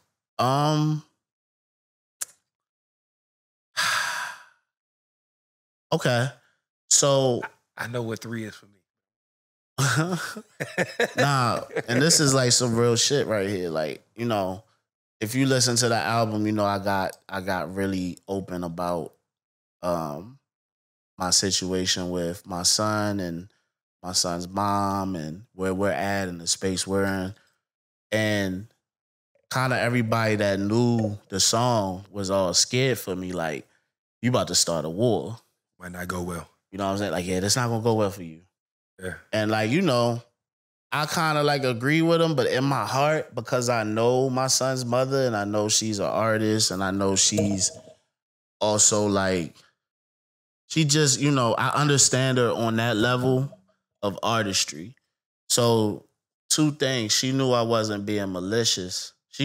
I felt like she knew I wasn't trying to be malicious, especially like because what I was saying and how I delivered it. So during the biggest open gym, that's when the album dropped. Right. At 12 that day, 12 a.m. that day. And right before I walked into the venue, she called me and I was getting, like, Nature was going to come to the biggest open gym. For sure. So she was bringing them and she was going to stay. But she let me know that, like, she heard the album and she was just like, yo, I heard the album and I heard that song. I heard what you said. And I was just like, my stomach kind of dropped. Like, oh, shit. She was like, I just want you to know I'm not mad. I think it was a beautiful album. And I think the way you, like, delivered it was, like, great. I'm proud of you. You know what I'm saying? And ever since then, our relationship's just been different. Cause like it was rocky. I think you got a chance. So that's probably like that's probably like my best moment. And like 1A, 1B. Yeah, it's like 1A and 1B, you know what I'm saying? That for me, right? Because I remember hearing rough drafts of these songs and all of that, and being one of them niggas who has a tumultuous relationship with his baby mother, being like, hey, bro, like, my kid's a little older, been down these roads before, I don't know. Like, I love the song, but I don't know where this is going to go, just in case you're not aware. But to see how that went and it, like, be around through y'all's relationship, like, all of those things, I was hoping that was a moment you was going to speak on, but I wasn't going to force it into your top 3. Yeah, nah, it's definitely like I said, it's super important. Like, my my son's mother is going to be at Herstory in the making tomorrow. That's you know hard. what I'm saying? And like we went from not being able to, like, I couldn't see her name on the call ID without feeling a certain way, to now being in the same space, to now growing to a point. And it's like, I think, one, I have to like show my respect for the space she's in and the growth she's went through, because I see that. But two, the music definitely helped, because I feel like since then, and since she was able to hear me in a different light versus us trying to like express ourselves yelling and talking, it was like, oh, I'm listening to this man and what he's saying and how he feel, and he's not attacking me, and he's not this. He's just saying how he feel. And Mona spanked the vocals, and It was I spanked the lyric. It was just like perfectly executed. Like, how could you really be? You could be, but like, why? Because you know what I'm saying? So it was just like, you know, I just commend the whole situation. I'm just happy in the space we're in now, because it's at the end of the day, and you know this, it's really about your child and what you know, your responsibility. So when you get to a space like that, and like, you know, I'm happy. I can't wait to share this story more and more, because some people just talk about their problems with their child's mother or father and they keep it there. You know what I'm saying? So I can't wait to share this story about growth. Don't even be trying to work how forward. the album helped grow the space we're in. You know what I'm saying? Because I really can't complain as of lately. Like, as from that moment on, yeah, of course you still agree on everything. Yeah, you're not gonna agree on everything, but that's just a people thing, right? Yeah. You know what I'm saying? Yeah. But just the space we're in now is like, okay, we can do this. We going the right way. Yeah. You know what I'm saying? So that's definitely a favorite Godfather moment of mine. But I gotta write a song, because my shit ain't right. We gonna get the fuck up out of here. I might need a beat from you though. So I need a beat from you, crazy. I need a track, because I might gotta write some shit. All right, man. This has been the GemCast episode 3, 50. Yeah. Is anything you want to leave the people with, my brother? Hey, man. You got a mom? Drop 50 every day, man. 50. You know what I'm saying? When you get up in the morning, don't let the day take you. You take the day. It's your day for a reason. I say that to people all the time. And just because a day start a certain way or things go a certain way, it don't mean that it got to end that way. You take the day, you move the day, and you drop 50. If you in the game, which we are, every day we wake up, it's a new game. It's a new set of quarters. Drop 50 points on them. And in my case, drop 50 points and assists. You know what I'm saying? Mm-hmm. That's what we doing over here, man. Appreciate everybody for tapping in. This is episode 3 of GemCast. Who knows what we going to do the next one, because we do it when we want. That's how it is. Busy. Tap in tomorrow. Last thing I want to say. Last thing I want to say. This is an all women's event tomorrow. I want to see men. Fellas, our women, because they're out, they belong to us, ours. Our women. The women of our culture. The women of our culture, our life, support us in everything we do. It could be super, super macho, masculine, anything. Like, women are there to support us all the time in spaces where it isn't necessarily always welcoming to them. They hear songs and words that isn't necessarily uplifting them, and they still there for us. I need the fellas out tomorrow, and I need them to see that. And epic numbers. That's it. I need them to see that when they do something, we're there to support. And we're going to pledge also, too. This is not just a Women's History Month thing. Like, and people know this about me. I've done all women lineups in a lot of different situations and settings. So, like, this is something I pledge to want to do way more than just in the month of March. You know what I'm saying? For sure.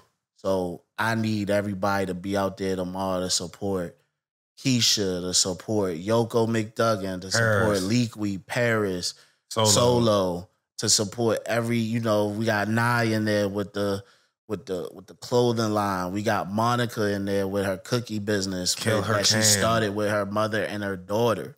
You know what I'm saying? Generations of women support each other. We need everybody in the building to support them and pour life into them to when they move on to do other things, whether that's open gym again or anything they doing in their life, we need them to leave feeling empowered. That's what tomorrow's about, empowerment. Fulfilled, yeah. So we hope everybody's there. Turn up. With that being said, I feel like we should exit this way.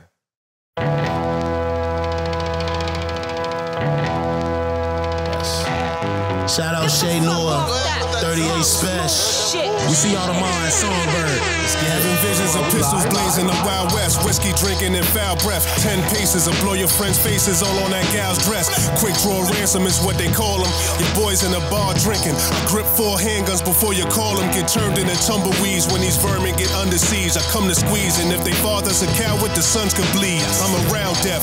I ain't on par with these fake rappers. I'm a cancer to niggas on stage for the pictures and sound checks. 8 of the baddest apple blades in the tabernacle. Had to ask you, not a question. Put dents in your Adam's apple, add a tackle. Plus the force of the rock and the baddest grapple. Had them baffled with the aura of Jesus when at the chapel. You don't know pain, no fear, dope game, no tears, cocaine, Rogaine. Nigga, we just tryna grow here. Yeah, I'm as cold as Alaska. You don't wanna go there. And oh yeah, you fucking with us, you ain't got no What's your crib. hoes think? I'm like Manute Bowl in the paint. I'm too cool.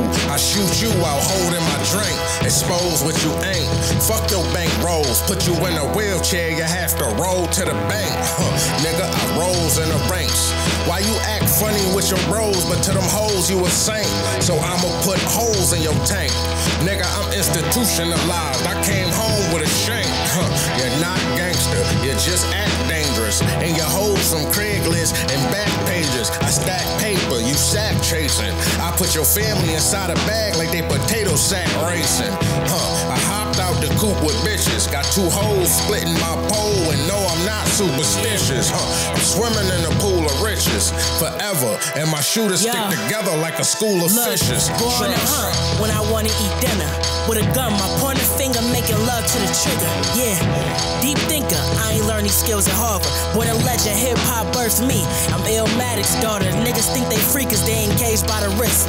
Fuck the amount of money you made if you ain't making no sense. All that frontin' only made you a bitch. And all that testing the waters only made you a fish.